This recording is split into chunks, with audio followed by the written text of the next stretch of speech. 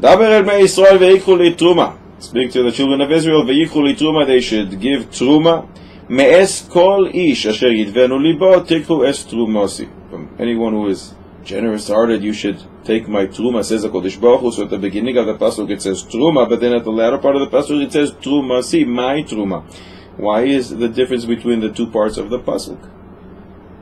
Reb Chaim Volozhin founded the Volozhin Yeshiva, sent meshulachim every year to rich people to raise money for the yeshiva.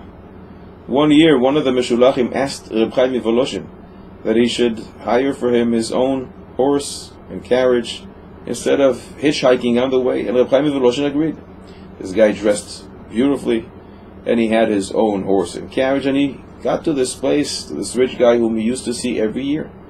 And the rich guy saw the way he is dressed, and he has his own horse and carriage, and decided he's not giving him anything this year. And in fact, he told him, I regret what I gave you in the past, because my money should not go for food for your horse, or for oil that you oil the wheels of the carriage. That's not what my money is meant for. My money is meant for the yeshiva, for those who sit and learn Torah. And this person went back to Reb Chaim Volozhin and told him what happened. So Reb Chaim Volozhin went to meet this rich guy, and he asked him, what happened? What happened that you decided not to give this year? And the rich guy repeated what he said to the Meshulach, my money should go to Lomdei Torah, not to horses. And Reb Chaim Volozhin said, it's interesting, when Betzalel is building the Mishkan, the Pasuk describes, Vayemale oiso ruach Elokim, Kodesh Baruch Hu filled him with the Spirit of God, B'chochma u'v'svuna, with wisdom, v'das, u'v'chol melacha. And then the latter part of the Pasuk says that Kodesh Baruch Hu also gave him the ability to know all the crafts, v'chol melacha. So now we know that Betzalel is also a tailor.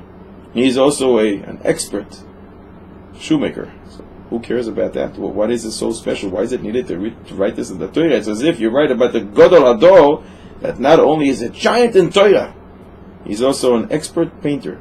Who cares? Explained the Chaim Volozhin. The pasuk says, "Daber el Bnei Yisrael ve'yikhu li truma." You should give truma. Any truma is good. Ve'yikhu li, however, it's got to be lishmi, l'shem shamayim. If one is zoiche and is in fact nedivas lev, he gives it from his pure heart, who is generous, and he wants to give to Kodesh Baruch Hu. So then, es trumosi, then it becomes a Kodesh Baruch Hu truma, and it goes to the highest level, which is to Lomdei Torah. If he is not zoiche, so then it goes to the food for the horse, which is also something which is needed in order to raise money for the yeshiva. But it all depends on a person's heart, where his money is going to go. That is what the pasuk says about Betzalel. And when Klal Yisrael gave Truma to the Mishkan with his Ruach HaKodesh, Ruach Elokim, he knew Bechol Melacha. He knew what to take, what to do with the money that each person gave and where to take it to. The person who gave with real, pure Shem Shamayim Kavana, his money went to Kodesh HaKodeshim. A person who didn't have such pure intentions, his money went to the Azara, Ezras Koyanim, and so on and so forth. And based on Midrash, there were different levels of Kedusha. But if a person really, truly wants his money to go only L'Shem Shamayim, he gives it because he really wants to do the mitzvah the most proper way, so then the money will find its way to Lomdei Torah and not for food for the horses.